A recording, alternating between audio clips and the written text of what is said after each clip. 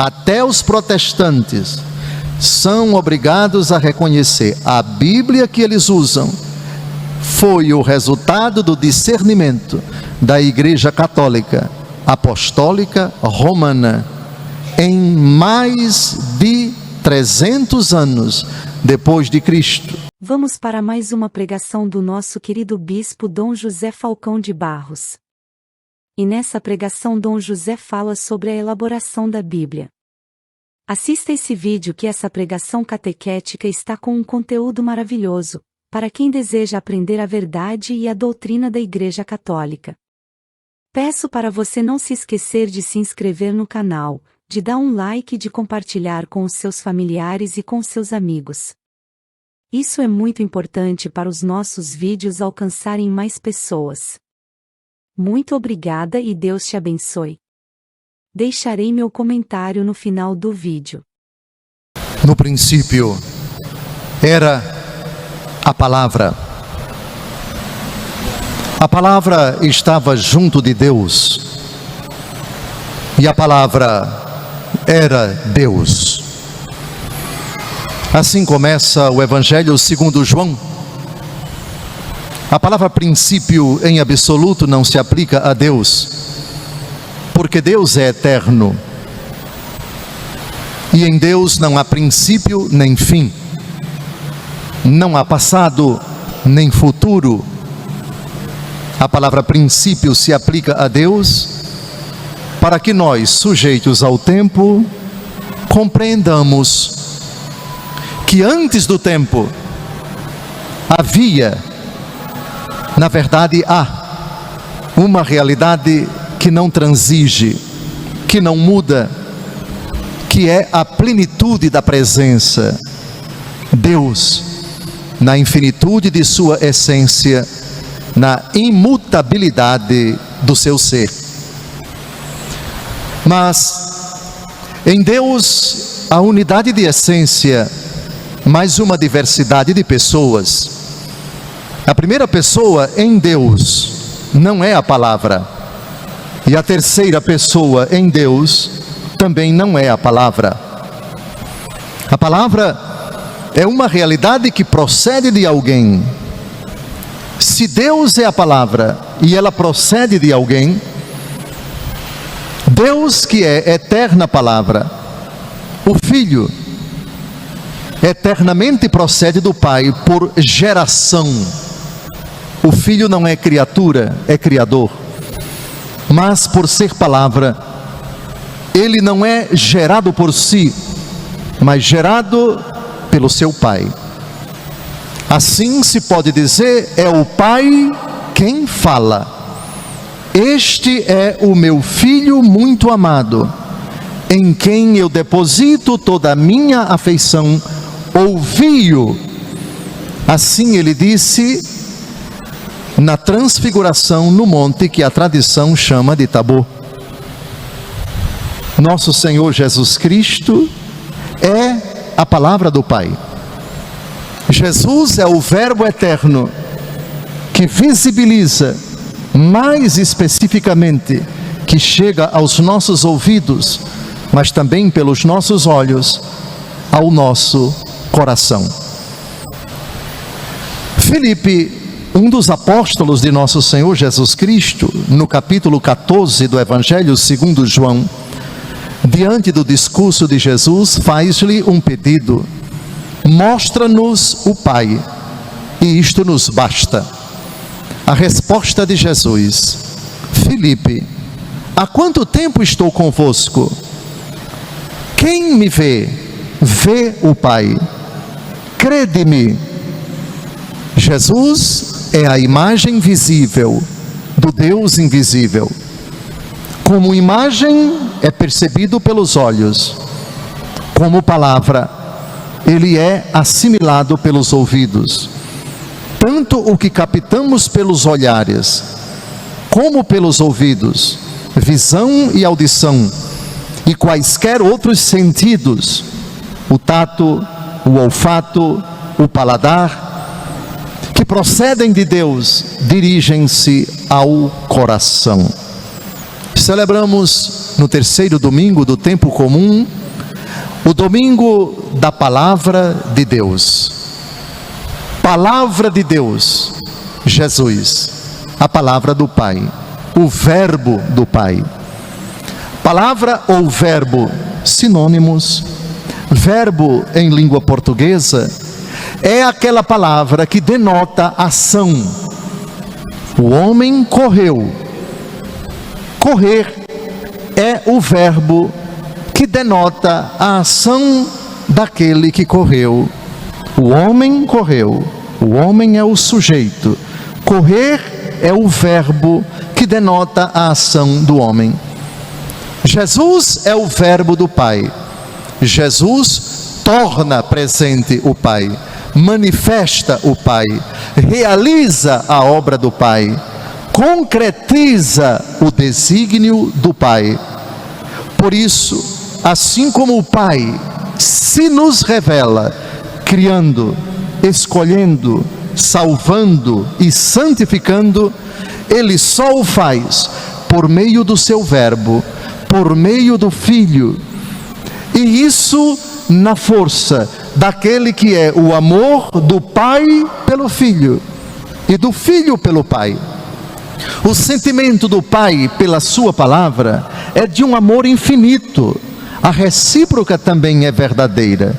O gerador, eternamente gerando, ama o gerado, ama a palavra.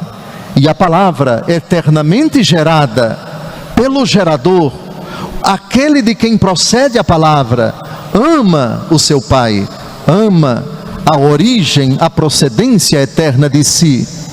E o amor de um pelo outro não é um mero sentimento. Entre nós, disse, fulano sente amor por cicrano. O sentimento de um pelo outro não é uma pessoa, é um sentimento da pessoa. A recíproca também, fulano amado, retribui o amor àquele que o ama, mas o sentimento do segundo pelo primeiro não é uma pessoa. Em Deus é. Celebramos neste domingo a palavra de Deus, que, atenção, é antes de tudo uma pessoa eterna. Esta pessoa é operosamente eficaz. Deus diz e faz. O que Ele diz, acontece. O que Ele deseja se traduz na ação poderosa e eficaz de sua palavra. Assim começa a Bíblia. No princípio, Deus criou o céu e a terra. A terra estava sem forma e vazia, e o Espírito de Deus pairava sobre as águas. Deus disse: faça-se a luz, e a luz foi feita. Deus disse. Aqui está a primeira intervenção de Jesus no tempo. Aqui está a primeira manifestação trinitária nos primeiros versículos da Bíblia, no começo do livro do Gênesis.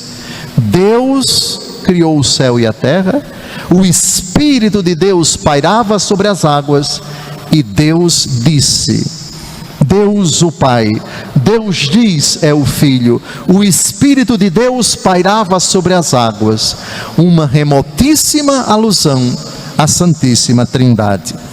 Ao longo da história, no tempo, Deus se digna falar com os homens. Deus não fala conosco com a linguagem própria dele, porque Deus é Deus, nós somos criaturas. A linguagem de Deus nós não compreendemos. Por isso Deus se adequou à nossa capacidade de compreensão, à nossa linguagem, às nossas lógicas, o nosso raciocínio, as nossas palavras, as nossas expressões, a nossa maneira de ser, de pensar, de viver, de agir.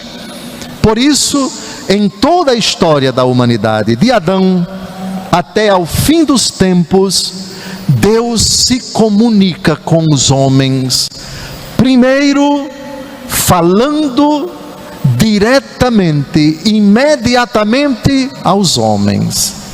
crescei e multiplicai-vos, enchei, povoai e submetei a terra.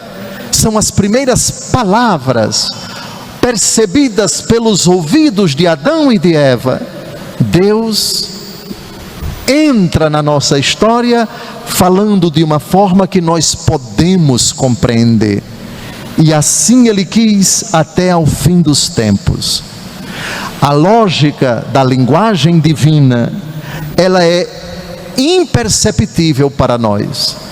O apóstolo Paulo, na 1 Coríntios, capítulo 13, fala: ainda que eu falasse a língua dos anjos, se eu não tiver amor, eu não serei nada.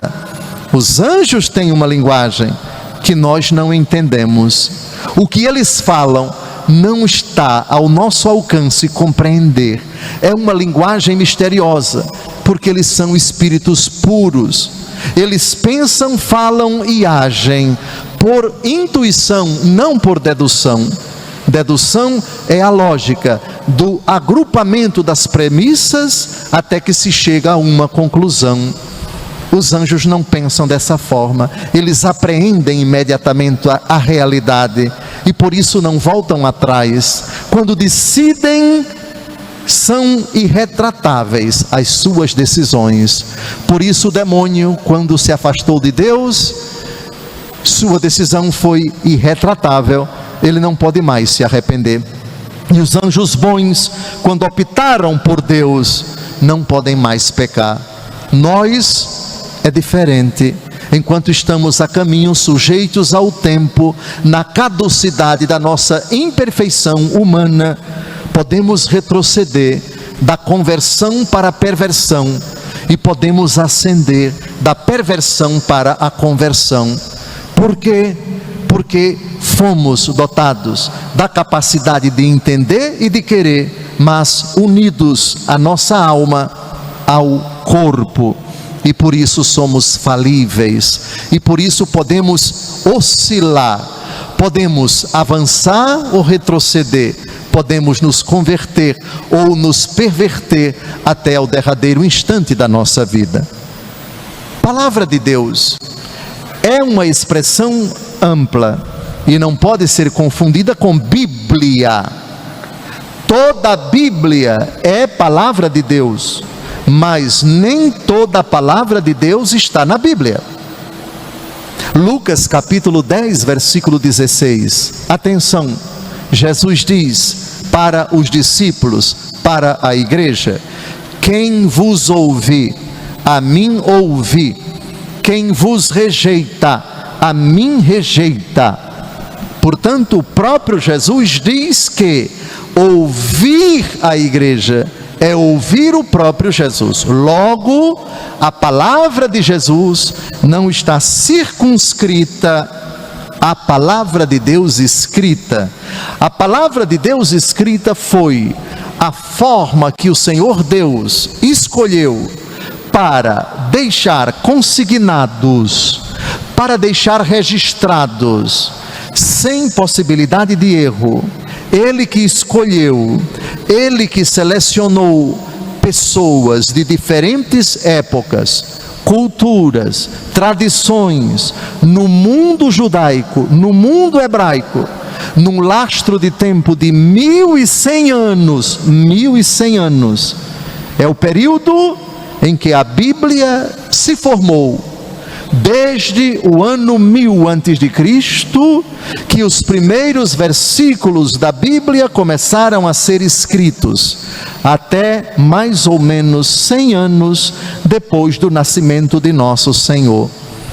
Deus quis que as coisas mais importantes que aconteceram na história da criação, na história da salvação do povo judeu, Antigo Testamento, e da igreja no Novo Testamento, fossem redigidos por pessoas que gozaram de uma assistência especial do Espírito Santo, com o carisma da inspiração, malgrado a limitação, a fraqueza, a pecaminosidade dessas pessoas. Deus as escolheu e as inspirou para que elas escrevessem sem possibilidade de erro, aquilo que Deus quis que no futuro se tornasse, com o discernimento da igreja, o que nós entendemos hoje por palavra de Deus escrita. A Bíblia Sagrada começou a ser redigida 1000 anos antes de Cristo, paulatinamente, em diversas épocas, por diversas pessoas, que não sabemos quais foram os seus nomes, quando nasceram, onde redigiram, também isso não importa.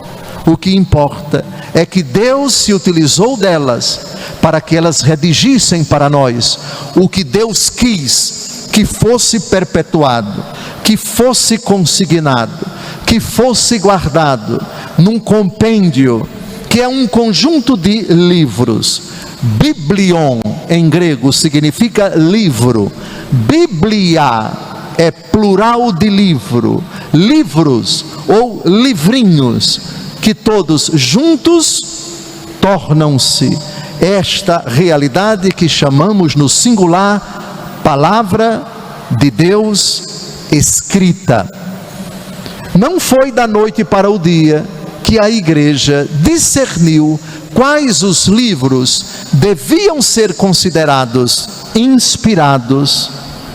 A igreja esperou, depois da morte de Jesus, quase 220 anos.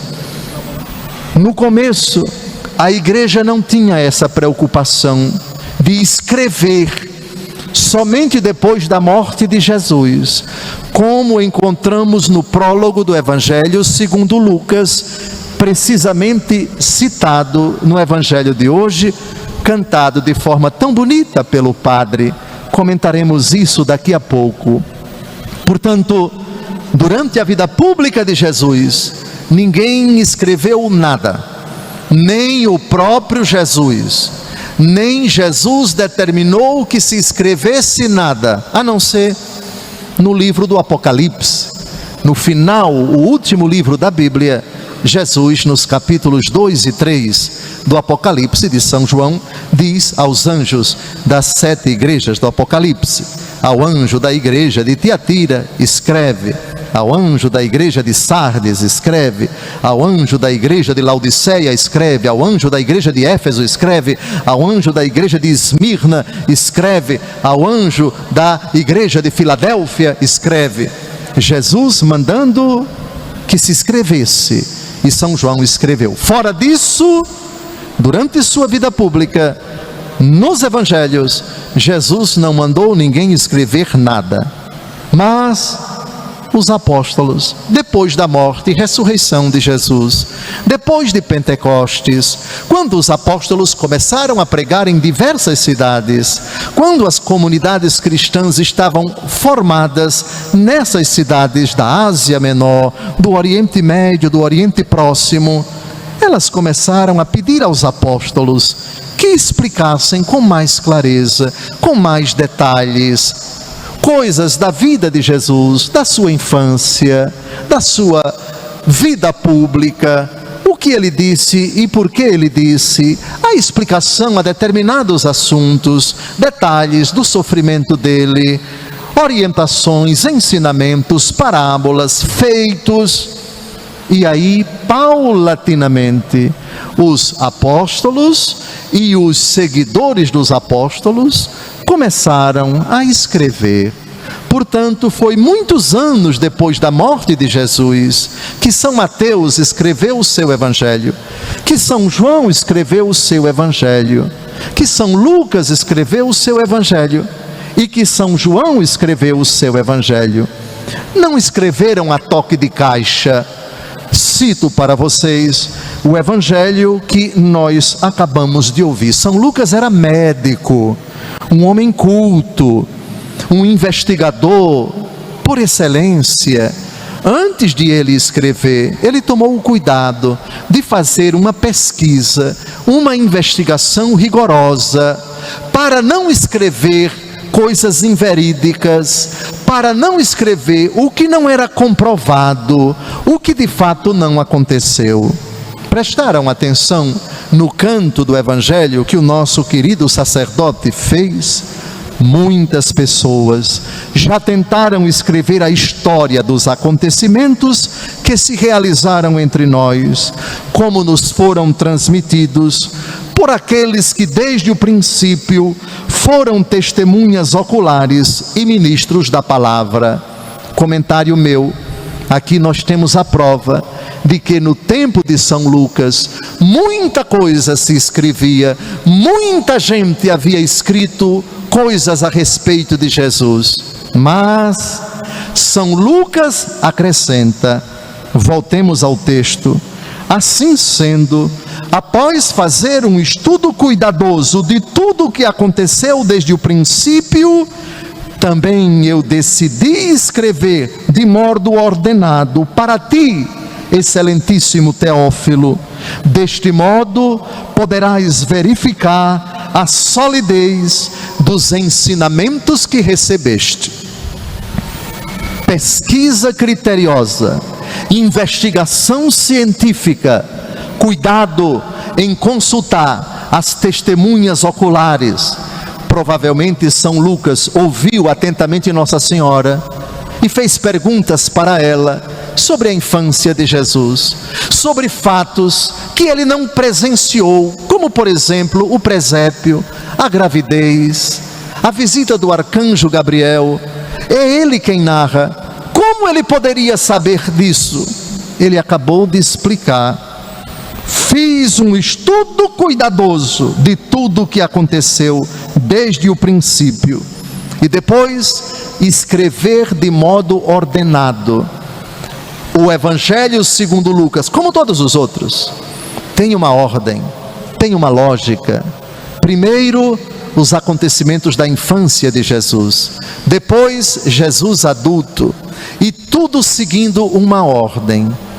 Malgrado a inspiração, apesar de a Bíblia toda ser inspirada, isso não desmerece da parte do autor sagrado o cuidado de investigar, de apurar a veracidade, de não escrever aquilo que ele acha.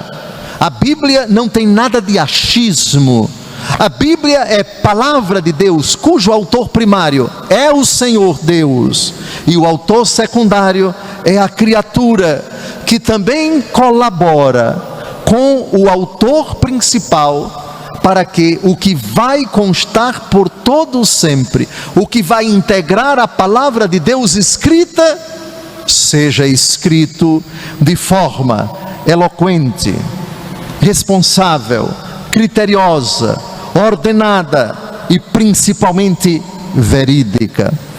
Assim, São Paulo vai escrevendo aos poucos as cartas, que talvez ele nem soubesse se integrariam mais para frente, o que nós chamamos de cânon bíblico, a relação dos livros inspirados do Novo Testamento. Não foi ele, não foi São Pedro, não foram os demais apóstolos que se reuniram e disseram: nós vamos decidir, os livros sagrados do Antigo Testamento são estes, os livros do Novo Testamento são estes. Não, a preocupação deles foi escrever. Foi a igreja mais para frente, 200 anos depois, que após certas oscilações, como por exemplo, a terceira carta de São João, é inspirada ou não? Alguns achavam, ela é pequena demais. Não. Outros acharam, não, ela procede do apóstolo. A carta aos Hebreus, durante um certo tempo, não foi considerada inspirada, é deuterocanônica. Foi considerada canônica, inspirada, muito tempo depois. Para quem pensa que só os 7 livros do Antigo Testamento, chamados deuterocanônicos, que Lutero tirou da Bíblia, que não constam nos livros, não constam na Bíblia protestante, esquecem-se que no Novo Testamento temos também 7 ou 8 livros que no começo os padres apostólicos, os varões apostólicos, isto é, aqueles que conviveram com os apóstolos, e aqueles que conviveram com os que conviveram com os apóstolos, não tinham muita clareza, mas a igreja é sábia, discute, debate, espera, aguarda, e somente lá na frente é que ela vai definir a relação dos livros inspirados no Novo Testamento. Consta de 27 livros, 4 evangelhos, um livro dos Atos dos Apóstolos, 12 cartas de São Paulo, uma carta aos Hebreus, 7 epístolas católicas e o livro do Apocalipse. Para que isso acontecesse, mais de 200 anos. Portanto, a ideia de que a Bíblia caiu do céu de paraquedas, bem no centro de uma cidade grande, e foi entregue às pessoas, isso não existe, nunca existiu. A Bíblia é o resultado de um processo de inspiração, de redação, de compilação, de discernimento, seja durante o Antigo Testamento, seja durante o Novo Testamento, de cerca de 1100 anos. Assim se revela de forma muito bonita que o Verbo se fez carne e habitou na nossa história. E a história dos homens, ela é feita de escritos, de ações, de paciência de Deus com os homens, de paciência dos homens com os homens, de reflexão, de maturação, de amadurecimento, de crescimento. E isso também se aplica em cheio à formação da Bíblia Sagrada. Pronto, até aqui eu espero que nesses poucos minutos tenha ficado clara a história da formação da palavra de Deus escrita. Até os protestantes são obrigados a reconhecer: a Bíblia que eles usam foi o resultado do discernimento da Igreja Católica Apostólica Romana, em mais de 300 anos depois de Cristo.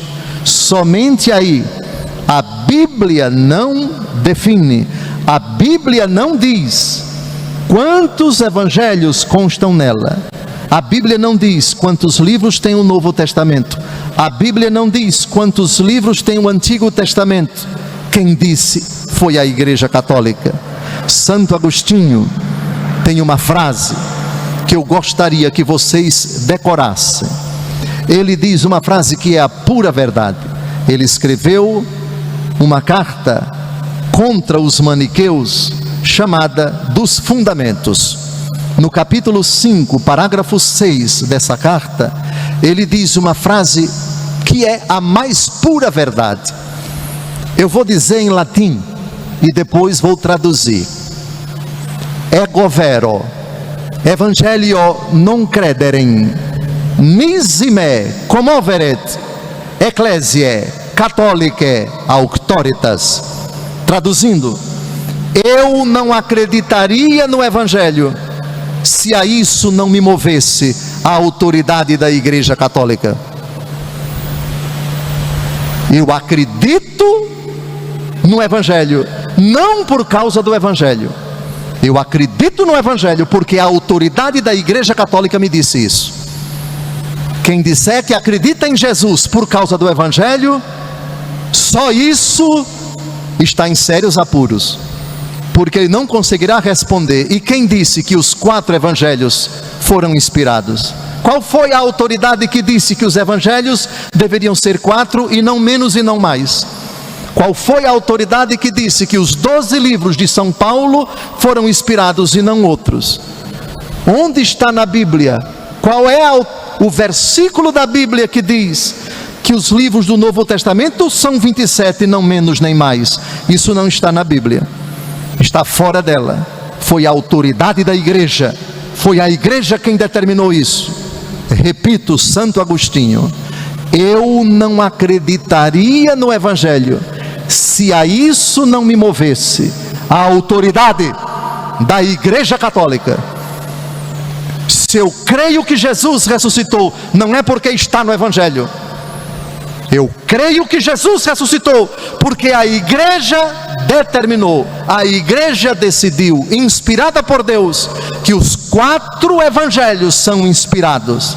Foi ela quem decidiu, foi ela quem inseriu, foi ela quem compendiou. Os livros sagrados são estes, nem mais nem menos. A questão não é tanto o evangelho. Claro que Jesus ressuscitou, isso está nos evangelhos. E você acredita que Jesus ressuscitou por causa dos evangelhos? Parabéns. Mas a questão não é essa. Quem disse que os evangelhos são palavra de Deus?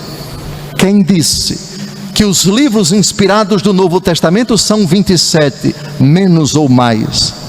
Por isso, é a autoridade da igreja quem bate o martelo, quem diz a palavra final. Os livros da Escritura são estes, a norma de fé escrita, o que nós reputamos palavra de Deus inspirada.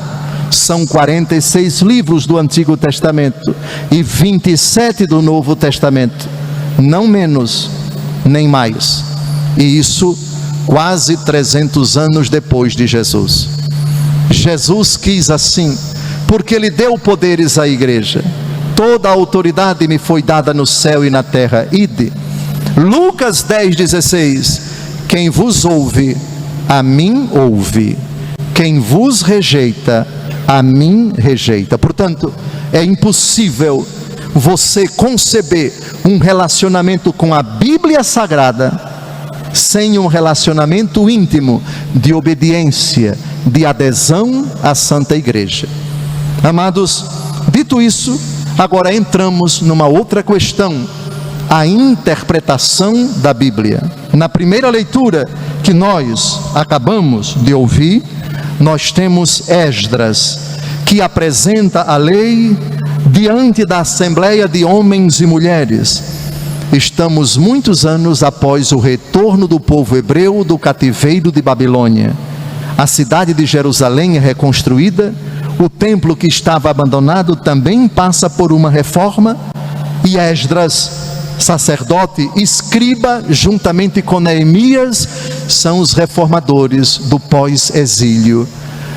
O povo hebreu está diante do templo para escutar a leitura do livro, desde o amanhecer até o meio-dia, e todo o povo escutava com atenção a leitura do livro da lei.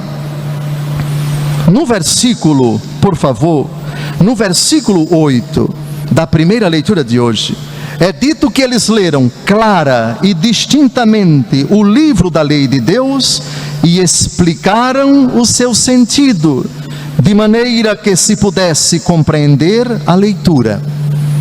Leitura da Bíblia, explicação da Bíblia.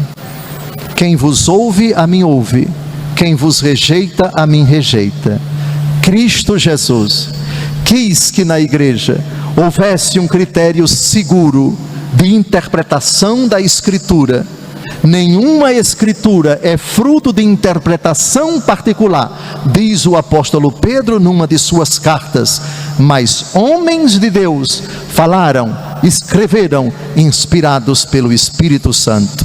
Cristo Jesus confere aos apóstolos e aos seus sucessores, os bispos, o critério seguro da interpretação da Escritura. Essa instância chama-se magistério da igreja. O Papa e o Colégio dos Bispos, em comunhão com ele, a Dei Verbum, documento do Vaticano II sobre a palavra de Deus, diz que esses receberam o carisma seguro da verdade. Esses, porém, não estão acima da palavra de Deus, mas a serviço dela, e portanto devem considerar não apenas ela, mas aquilo que precede o próprio magistério atual, a transmissão ao longo dos séculos dos papas, dos santos, dos doutores e de todo o povo de Deus, que também goza da assistência do Espírito Santo, e naquilo em que ele crê, ele é infalível. O povo de Deus é infalível naquilo que crê, E enquanto prega, todos os fiéis batizados, até aquela senhora simples da roça, quando ela é fiel à Bíblia, à tradição e ao magistério, também ela é infalível. Só que a infalibilidade que o Senhor confere no ensinamento da palavra, autorizada, abalizada, o critério seguro da interpretação da Escritura, o Senhor conferiu ao Papa e ao Colégio dos Bispos. Portanto, as três fontes da nossa fé, a Escritura, a tradição e o magistério, caminham juntas. Se uma não é considerada, o risco de cisma, o risco de interpretação abusivas, absurdas, não católicas, é muito grande naquela comunidade, naquela diocese, onde quer que seja.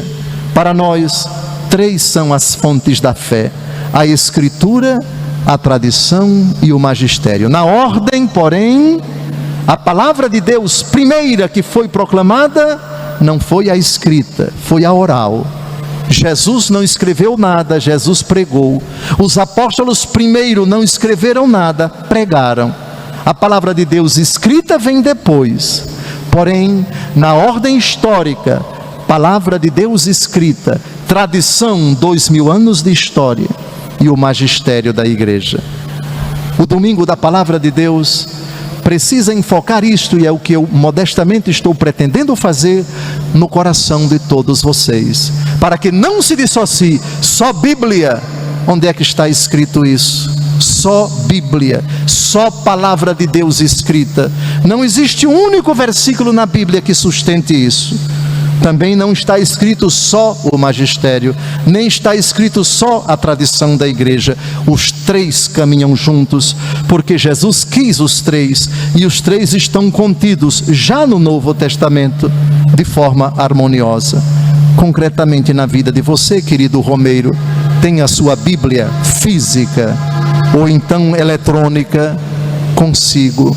Leia a palavra de Deus todos os dias, não tenha receio de se debruçar sobre ela. Falarei agora dos 10 frutos, das 10 vantagens, das 10 riquezas, dos 10 presentes que uma pessoa que tem um contato próximo, vital, de veneração, de respeito, de leitura orante, de obediência à palavra de Deus na sua vida. Primeiro, o salmo que nós acabamos de cantar: a lei do Senhor Deus é perfeita, conforto para a alma, sabedoria dos humildes, preceitos precisos, alegria do coração, brilhantes mandamentos, luz para os nossos olhos, julgamentos corretos, a perfeição da palavra de Deus, que tem resposta para tudo, que tem exclamações para tudo, que dirime todas as nossas dúvidas. Quereis encontrar respostas às vossas inquietações? Lede a Bíblia. Quereis respostas às vossas dúvidas? A leitura da Bíblia. Vocês querem consolo na tribulação? Recorram à Bíblia. Vocês querem felicidade no tormento, na provação, na dificuldade, quando tudo parece trevas? A palavra de Deus escrita. O amor, a veneração, o respeito, a carência, a busca frenética, por que não dizer, da palavra de Deus, cujas 10 principais vantagens eu cito agora. A primeira, a utilidade da Escritura para a vida de santidade. 2 Timóteo 3, de 16 a 17. Toda a Escritura é inspirada por Deus, é útil para o ensino, para a correção, para a instrução na justiça, para que o homem de Deus seja apto e plenamente preparado para toda boa obra. Impossível santidade sem Bíblia. A palavra de Deus é luz. Outra vantagem, outra bênção na nossa vida, ela nos ilumina. Salmo 118, versículo 105: a tua palavra é lâmpada que ilumina os meus passos e luz que clareia o meu caminho. Ninguém que recorre à Bíblia com piedade, pedindo a Deus que lhe mostre uma luz no fundo do túnel, que lhe ilumine o seu pensamento quando ele não consegue concatenar as ideias. Recorrendo à Bíblia, deixa de receber esse facho de luz que lhe mostra o bem que deve fazer e o mal que deve evitar. Terceira vantagem, terceira bênção para a nossa vida, o contato diário com a Bíblia Sagrada. A palavra de Deus julga os corações. Hebreus capítulo 4, versículo 12. A palavra de Deus é viva e eficaz, mais afiada que qualquer espada de 2 gumes. Ela penetra até o ponto de dividir alma e espírito, juntas e medulas, e julga os pensamentos e as intenções do coração. Jesus, no Evangelho segundo João, capítulo 14, versículo 48, diz uma frase muito importante: quem me despreza e não recebe minhas palavras, tem quem o julgue. A palavra que anunciei, julgá-lo-á no último dia. Repare que mistério. Imaginemos uma mãe, 40 anos atrás, ela disse para o seu filhinho de 4 anos: não minta, mentir é pecado. Não roube, roubar é pecado. Pronto. Deus anunciou por meio da mãe ao coração do filho essa verdade. Já está julgado. Por isso, a qualquer momento da vida dele, mesmo que ele morra com 90 anos, se ele disser uma mentira, já foi julgado. Já foi julgado no dia em que a mãe lhe disse essa verdade. A palavra de Deus, quando entra no nosso coração, já nos julga. Se quisermos aceitá-la ou não, isso é irrelevante, ela já está no nosso coração.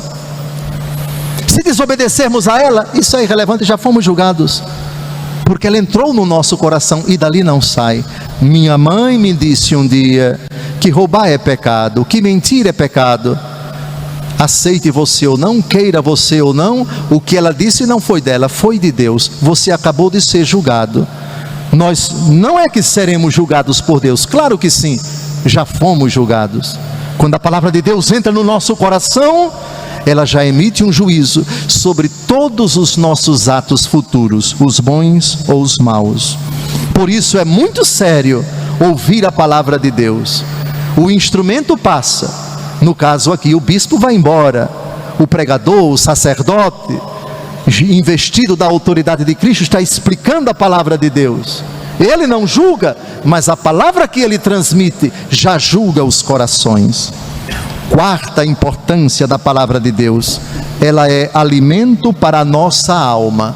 Amós, capítulo 8, versículo 11. Virão dias, oráculo do Senhor Javé, em que enviarei fome sobre a terra, não fome de pão, nem uma sede de água, mas fome e sede de ouvir a palavra de Deus. Se existe uma fome que se manifesta hoje em dia, é a fome de ouvir a palavra de Deus. Queridos padres, concelebrantes desta Santa Missa, Padre Paulo Evangelista da Diocese de Crato e Padre Siderando Alecrim da Diocese de Cajazeiras, creio que vocês nas respectivas dioceses sabem da ânsia do nosso povo quando vai à missa por uma boa homilia. Como eles esperam, como eles ficam atentos, como a multidão no evangelho de hoje na sinagoga de Cafarnaum, diz o texto de forma tão bonita, depois que Jesus proclama Isaías capítulo 61, o Espírito do Senhor está sobre mim, porque Ele me consagrou com a unção, etc. Todos os que estavam na sinagoga tinham os olhos fixos nele. Olha que bonito, padres, depois da proclamação do Evangelho, saber que os fiéis se sentam ansiosos por uma boa pregação, por uma boa homilia, e como eles se alegram no final da missa. Aquela homilia foi ungida, aquele sacerdote foi instrumento de Deus, e nos explicou a primeira leitura. Por favor, nas homilias de vocês, façam sempre uma alusão à primeira leitura. façam também uma alusão ao Salmo, que é palavra de Deus. Quando houver segunda leitura, façam também alusão a ela. E lógico, o principal é o Santo Evangelho. Preparem-se em casa. Se quiserem pregar meia hora, rezem uma e estudem duas, para que a homilia seja impactante no bom sentido, seja tocante, seja piedosa. De fato, percebam, padres, não somente os presentes nesta basílica, mas aqueles que nos acompanham pela internet, o que torna, as mídias sociais tornam uma responsabilidade maior a nossa, porque a homilia fica gravada, fica no portal, fica por toda a vida, e pessoas que não estavam presencialmente podem assistir. E se de fato a homilia é ungida, é consagrada, é piedosa, é tocante, foi feita com zelo, sem pressa, só no céu a gente vai saber do benefício. Com relação ao relógio, tem uma coisa para dizer para vocês. No Novo Testamento, Atos dos Apóstolos, capítulo 20, versículos de 7 em diante, São Paulo está celebrando uma missa. Sabem quanto tempo demorou a homilia dele? A noite toda. Podem conferir em casa. Atos dos Apóstolos, capítulo 20. São Paulo celebrando a missa. Lá pelas tantas, meia-noite, tinha um jovem sentado na janela. Levou uma queda e morreu. São Paulo interrompe a homilia, ressuscita o menino e volta a fazer a homilia. Até de madrugada. Até quando o sol nasceu. Por favor, padre, se existe uma coisa que eu vou pedir ao senhor que não olhe durante a missa, é o relógio, viu? Pode usar o relógio, mas não olhe para ele não, pelo amor de Deus, viu? Pregue, a não ser que vocês tenham um compromisso logo depois, uma missa depois, um batizado, um casamento. Mas via de regra, não se preocupe muito com o tempo da homilia não, porque os apóstolos, atenção aqui, eu sou sucessor dos apóstolos, viu? Eu sou sucessor deles, porque eu sou bispo. Mas a autoridade deles é muito maior do que a minha. Eles não se preocupavam com isso. São Paulo, a homilia de São Paulo em Atos capítulo 20 foi a noite toda. É claro que a questão da homilia boa não é somente uma questão de tempo, porque de nada adianta uma homilia breve demais quando não se explica as leituras, pelo menos brevemente, ou de 15 minutos, ou de 20, ou de 30, ou de 1 hora, ou de 2 horas, por favor. Obviamente que o bom senso também tem que prevalecer. Eu não posso ficar pregando aqui até meia-noite, eu tenho que voltar para Alagoas e depois para Brasília. Mas nem 8, nem 80, por favor, preguem a palavra de Deus desassombradamente. Eles têm fome, eles têm sede da palavra de Deus, eles têm carência de uma homilia bem feita, eles gostariam que nós, essa é a sede deles, ministros da palavra, no exercício da autoridade de Cristo, agindo na pessoa de Cristo, nós, celebrando os sagrados mistérios, na homilia, fizéssemos uma alusão coordenada, piedosa, tocante, ungida das leituras que a igreja nos propõe. O benefício disso para o coração dos fiéis é tremendo. Portanto, a noite toda São Paulo pregava essa questão. Portanto, na Bíblia, olhe para a palavra de Deus, na Bíblia, na Escritura. É uma questão absolutamente secundária, que precisa ser inserida também com outras questões do nosso preparo, da nossa unção. Nós não temos o direito de dizer abobrinhas para os fiéis, coisas entediantes, distorcer a Bíblia, fugir do tema proposto pelas leituras. Temos também que bater na nossa própria consciência, no nosso coração. Por outro lado, eles são sedentos, eles têm fome e sede da santa palavra de Deus. Queridos padres, minhas homenagens a vocês quando preparam as homilias, quando com denodo, quando com piedade, não somente na celebração da Eucaristia, a homilia do batismo, a homilia da unção dos enfermos, a pregação da palavra de Deus que toca os nossos corações, que alimenta a alma daqueles que têm, Amós capítulo 8, versículo 11, fome e sede de ouvir a palavra de Deus. Mateus capítulo 4, versículo 4, Jesus responde ao demônio: não só de pão vive o homem, mas de toda palavra que procede da boca de Deus. Quinta vantagem da palavra de Deus escrita na nossa vida: ajuda-nos na luta contra o pecado. Salmos 118, versículo 11: guardo no fundo do meu coração a vossa palavra, para não vos ofender. Quem guarda a palavra de Deus no coração está se fortalecendo diante das tentações do demônio para que pequemos. João 17, de 16 a 17: eles não são do mundo, como também eu não sou do mundo. Santifica-os pela verdade, a tua palavra é a verdade. A palavra que santifica, e a santidade é a maior arma contra o pecado. Viver a santidade, buscar a santidade da riqueza cristalina da palavra de Deus escrita. Sexta vantagem: a palavra de Deus é arma de defesa contra os ataques do demônio. Provérbios capítulo 30, versículo 5: toda palavra de Deus é comprovadamente pura, ela é um escudo para quem nele se refugia. O escudo nos protege dos ataques de Satanás, dos engodos, dos enganos, das falácias, das mentiras, das armadilhas, das arapucas de Satanás. Sétima vantagem: a palavra de Deus é arma de ataque para o demônio. Efésios capítulo 6, de 11 a 18: revesti-vos da armadura de Deus, para que possais resistir às ciladas do demônio.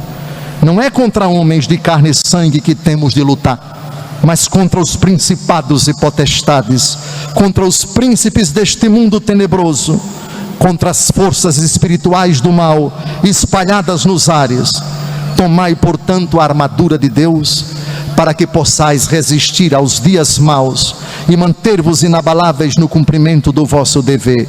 Ficai alerta, a cintura cingidos com a verdade, o corpo vestido com a couraça da justiça e os pés calçados de prontidão para anunciar o evangelho da paz. Sobretudo, embraçai o escudo da fé, com que possais apagar todos os dardos inflamados do maligno.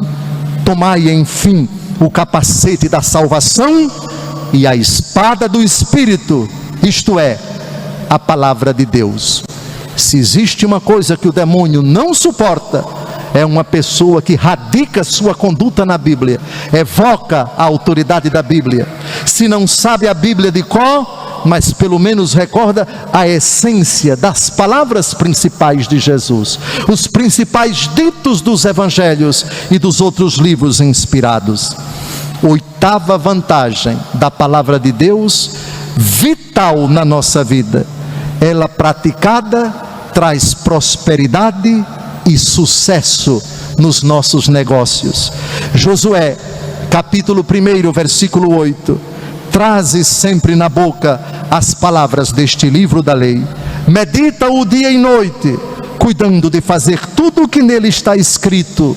Assim prosperarás em teus caminhos e serás bem-sucedido. Desafio uma pessoa que diga que quem vive da palavra tem dificuldade nos seus negócios, passa por privação financeira. Duvido que exista esta pessoa. Nona vantagem: a palavra de Deus confessada traz a salvação, leva para o céu. Romanos capítulo 10, de 8 a 10. A palavra está perto de ti, ao teu alcance, na tua boca e no teu coração. Essa é a palavra de fé que pregamos. Portanto, se com tua boca confessares que Jesus é o Senhor, e em teu coração creres que Deus o ressuscitou dos mortos, serás salvo. É crendo de coração que se obtém a justiça, e é professando com palavras que se chega à salvação. A palavra que leva para o céu, a palavra que não permite que sejamos precipitados no fogo do inferno. E finalmente, para terminar esta homilia de 15 segundos, a palavra de Deus traz alegria e felicidade. Jeremias, capítulo 15, versículo 16. Vossa palavra constitui minha alegria e as delícias do meu coração, porque trago o vosso nome, ó Senhor dos exércitos. Amados, o apóstolo Paulo, na segunda leitura de hoje, diz que fomos batizados num único Espírito. Todos juntos formamos o corpo de Cristo, animados pelo Espírito Santo e alimentados pela palavra de Deus escrita e pela Santíssima Eucaristia. Auguro para todos vocês uma vida permeada, iluminada, alimentada, sedimentada, solidificada pela palavra de Deus escrita. Amai a Bíblia, vós evangélicos. Nós católicos romanos nos orgulhamos desse título. Somos evangélicos porque cremos no Evangelho, vivemos da palavra de Deus escrita e vivemos da Eucaristia.